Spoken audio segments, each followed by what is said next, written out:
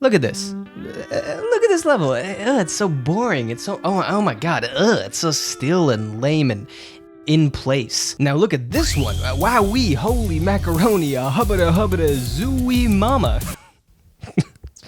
Why did I literally wrote that down as my intro. Why do people watch these videos? I love moving levels in games. I think they're actually really under-discussed considering how fun and surprisingly common they are, and how much they can improve less interesting ideas, like for example, timers or progress bars. You know how a ton of games have missions where you need to protect something for a certain period of time or keep their integrity from falling to zero or both? That shit's dumb as hell. I've always thought it was kind of an intrusive and lazy way to add tension, just saying, I'm gonna infinitely spawn enemies, you're gonna fight them for this long, and hey, there you go, mission. Whoa, pretty cool, huh? At least represent it with something more interesting visually and add a wrinkle to enemy waves, which is where you could say, hey, here's an elevator. Your goal is still visually clear without needing a progress bar or a doomsday clock, and as long as you do it right, you can force the player to constantly move positions inside of a small space because there's no way to protect yourself from all angles at once. As a foil to that, enemies only have a brief window to actually attack you even if you don't kill them because you'll just float out of their line of sight eventually. This isn't groundbreaking stuff or anything, but using it in a mission or two can provide a fun little section for players with its own set of rules. It's a good time in Warhammer 40k bolt gun, for example, and also in Destiny 2. I assume, at least. I don't play Destiny because I'm not a virgin. Like any level archetype though, there's some not so great versions of it out there as well, like the one in God of War 2018. Good game, bad elevator.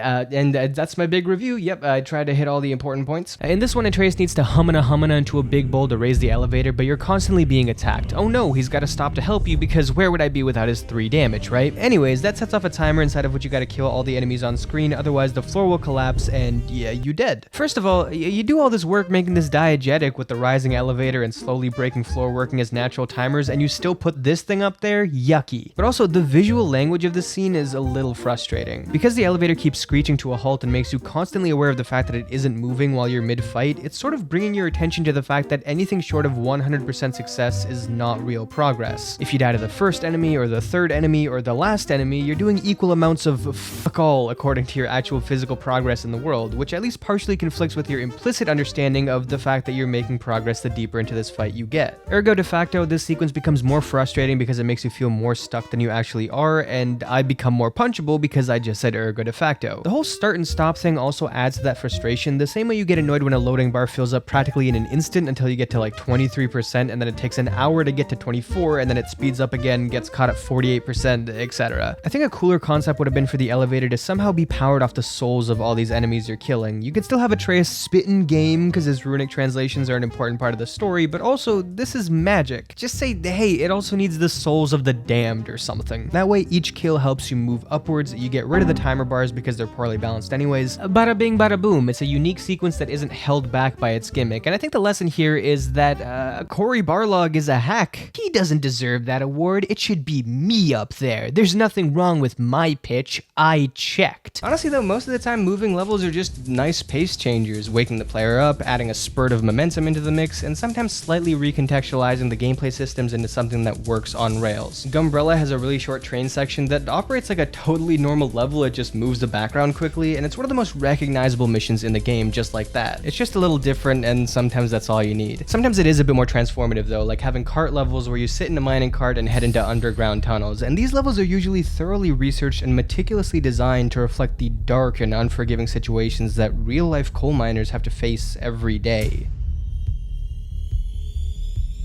And also the silly loop-de-loops they go through on their way to work. Whee!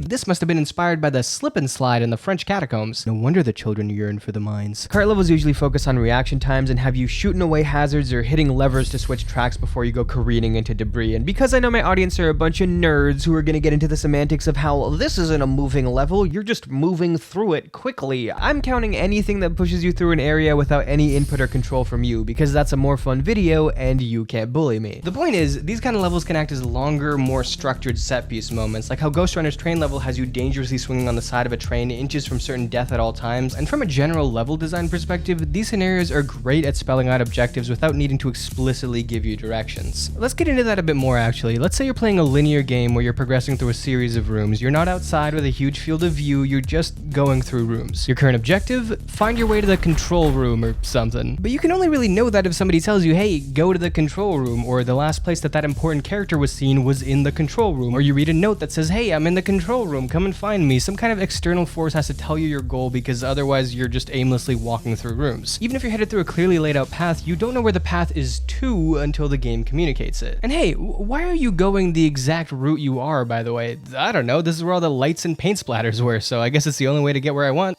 Okay. You don't have to answer questions like that if you just stick the player on the back of a moving train, though. I mean, you could provide some context and say, hey, there's a dude at the front of the train you gotta go kill, go on, get. But I can figure out my next steps without any help, really. Where am I going? The front of the train. Why? Well, because if I wanted to be on the back of the train, I'd already be there, wouldn't I? Okay, what's at the end then?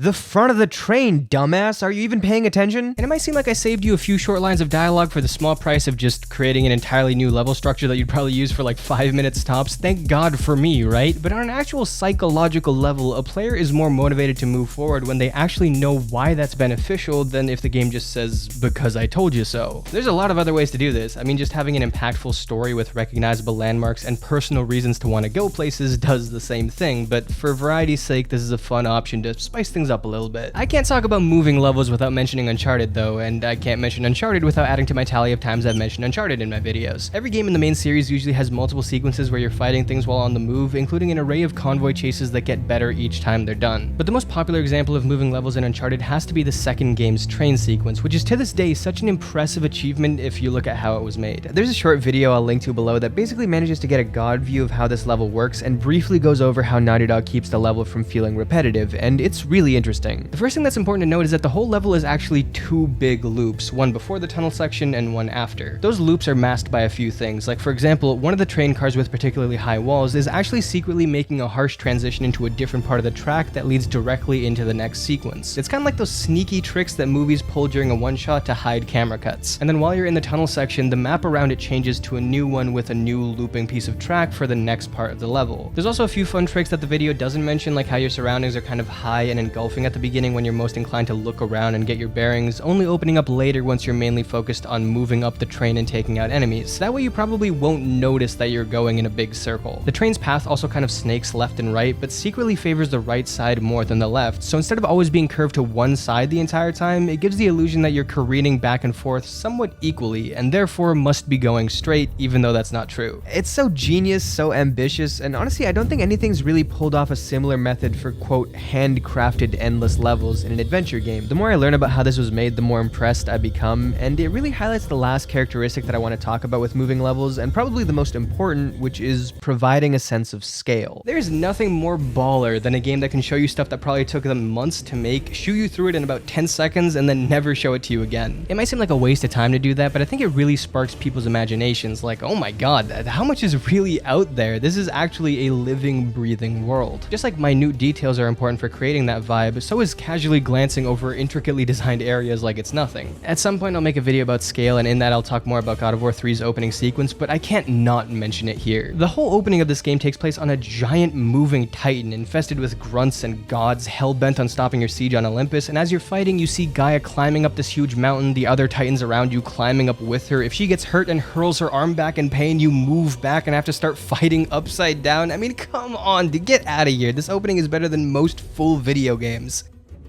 including the rest of God of War 3. Anyways, I think this stuff's cool. It's pretty sick. Thanks for watching.